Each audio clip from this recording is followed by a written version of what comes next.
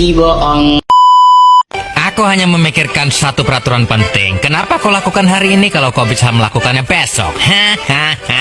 Few moments later.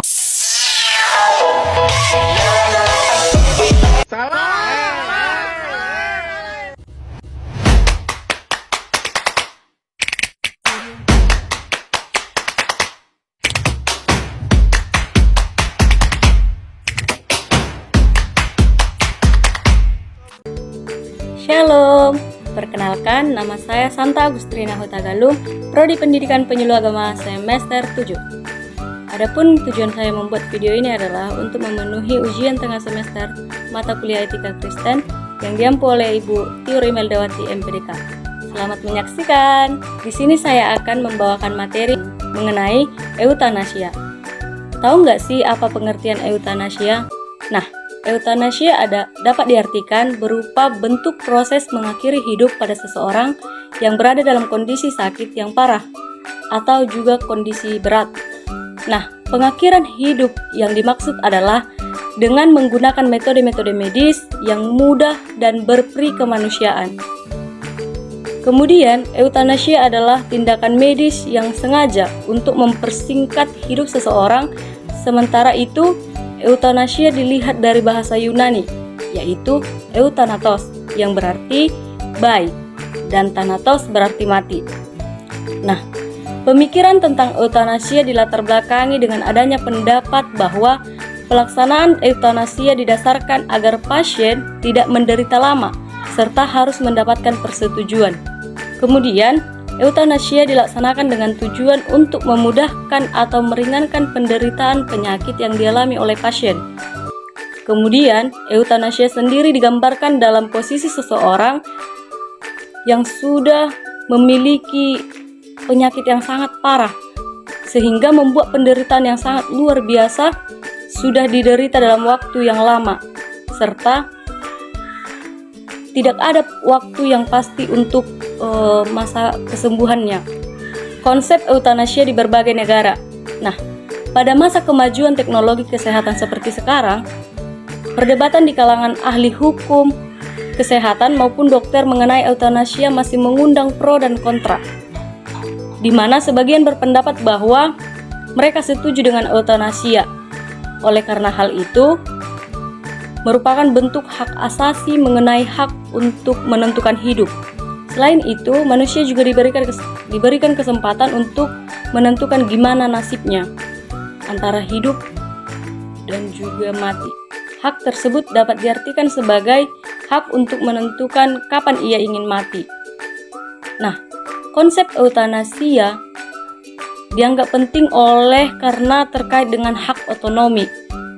Hak otonomi atau yang dikenal dengan hak otonomi pasien memberikan dasar untuk menentukan bagaimana ia ingin dirawat selama menjalani proses pengobatan. Nah, bagaimana sih pandangan etika Kristen terhadap eutanasia?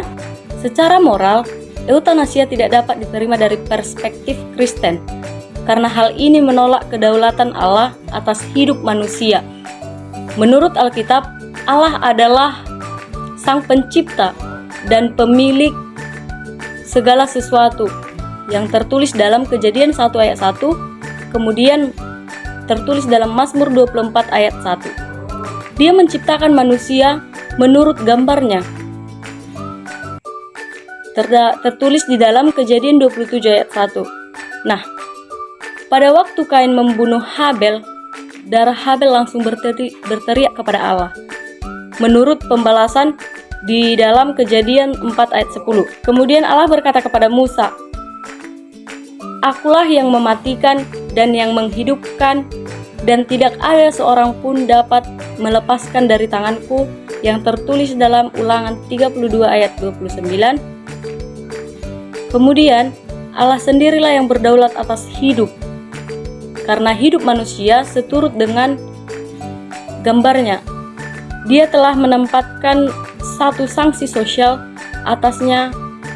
Allah sendirilah yang menciptakan hidup manusia, dan Allah sendirilah yang memiliki hak untuk mengambil nyawa yang tidak berdosa. Nah, eutanasia adalah satu usaha untuk menggantikan Allah yang memiliki kedaulatan. atas hidup manusia. Bukan hanya Allah itu yang berdaulat atas hidup manusia. Nah, karena hal inilah membunuh seorang manusia yang tidak bersalah itu keliru. Di dalam Alkitab bersikap tegas yang menyatakan bahwa pembunuhan itu salah. Seperti yang terdapat di dalam 10 hukum Taurat, jangan membunuh. Terdapat di dalam Keluaran 20 ayat 13. Nah, hukuman bagi yang melanggar perintah ini adalah kematian. Tertulis di dalam Keluaran 21 ayat 12-13. Bunuh diri juga merupakan suatu bentuk pembunuhan, maka juga termasuk pelanggaran.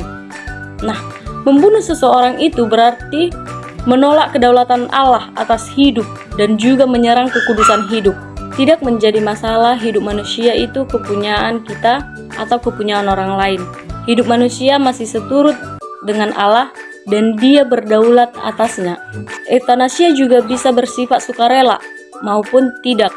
Tetapi bila mana ini akibat perbuatan sendiri ataupun perbuatan orang lain, ini masih merupakan bentuk perbuatan pembunuhan.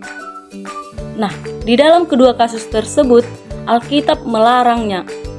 Bahkan, orang percaya yang paling putus asa di dalam Alkitab, yang ingin mati, tidak pernah berpikir untuk membunuh nyawanya sendiri, tetapi tetap berdosa seperti Yunus demikian. Jadi sekarang, ya Tuhan, cabutlah kiranya nyawaku karena lebih baik aku mati daripada hidup. Tertulis di dalam Yunus 4 ayat 3. Nah, beberapa kasus bunuh diri tercatat di dalam Alkitab dikutuk oleh Allah. Contohnya adalah kasus Raja Saul yang tertulis di dalam 1 Samuel 31 dan 32. Begitu mengerikannya kejahatan tersebut, sehingga pembawa senjata Saul menolak untuk menuruti perintah tuannya yang terluka parah itu. Nah, sebagai akibatnya, Saul mengambil pedang itu dan menjatuhkan dirinya ke atasnya. Terdapat di dalam 1 Samuel 31 ayat 4. Nah, bunuh diri secara khusus merupakan kejahatan yang menjijikkan karena tidak hanya melanggar kedaulatan Allah dan kekudusan hidup, tetapi juga gagal untuk hidup yang telah dipercayakan Allah kepada kita sendiri, manusia ciptaan Allah. Belajar etika Kristen memiliki banyak manfaat, baik secara spiritual, moral, maupun sosial. Nah, yang pertama adalah meningkatkan pemahaman tentang kehendak Tuhan, yang dimana etika Kristen membantu seseorang untuk memahami prinsip-prinsip hidup yang sesuai dengan kehendak Tuhan, seperti kasih, keadilan, dan juga kerendahan hati. Yang kedua, membentuk karakter Kristiani. Dengan belajar etika Kristen, seseorang dapat mengembangkan karakter yang mencerminkan nilai-nilai Kristiani seperti kasih sayang, pengampunan, dan juga integritas. Kemudian selanjutnya, menjadi teladan bagi orang lain. Nah, hidup sesuai dengan etika Kristen memungkinkan seseorang menjadi teladan positif dalam keluarga, komunitas, ataupun orang lain. Yang terakhir, manfaat belajar etika Kristen bagi kita, yaitu kita jadi tahu bahwa apa yang secara moral benar dan salah bagi kita orang Kristen. Demikianlah hasil pemaparan materi saya mengenai topik eutanasia dan manfaat belajar etika Kristen bagi kita. Cukup sekian dan terima kasih. Shalom.